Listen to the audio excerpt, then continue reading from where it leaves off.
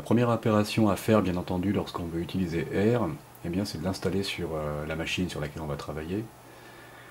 Alors, il y a différents moyens d'accéder au logiciel. Le plus simple, c'est d'aller sur n'importe quel moteur de recherche, de taper R statistics.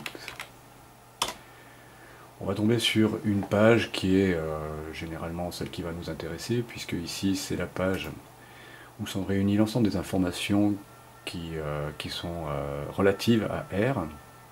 Et sur cette page, on a notamment la possibilité de télécharger R. Donc on va y aller, il suffit de faire cette opération. Il va falloir choisir le site miroir sur lequel on va télécharger R. Le site miroir, c'est simplement un site qui héberge le noyau de R, donc il y en a à peu près dans tous les pays. En France, on a un site à Lyon, enfin il y a deux sites à Lyon, un site à Toulouse, et puis un nouveau site qui est je ne sais plus où, mais peu importe, on va en prendre un complètement au hasard. Ça va nous renvoyer sur une fenêtre où on va pouvoir télécharger R. Alors évidemment, selon le type le système d'exploitation que l'on a sur la machine, eh bien, on ne va pas télécharger la même version de R. Donc imaginons que pour ce qui nous concerne, nous ayons une machine qui fonctionne sous Windows. On va donc télécharger R pour Windows.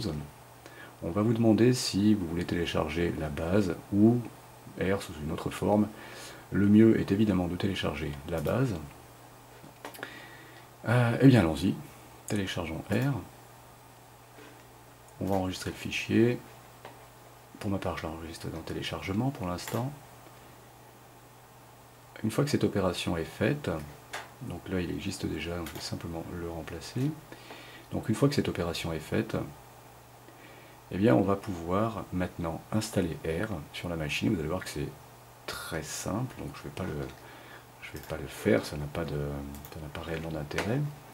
Mais comme tout logiciel, il suffit de lancer l'application. Donc il vous prévient que c'est un fichier exécutable. Bah, évidemment, si vous avez envie de l'installer, il va falloir dire que oui, vous avez envie de l'installer. Allons-y. Et à partir de là, il suffit de se laisser guider dans le processus d'installation. Et une fois que R est installé, eh bien on va pouvoir commencer à travailler avec ça, et ça va faire l'objet de la vidéo suivante.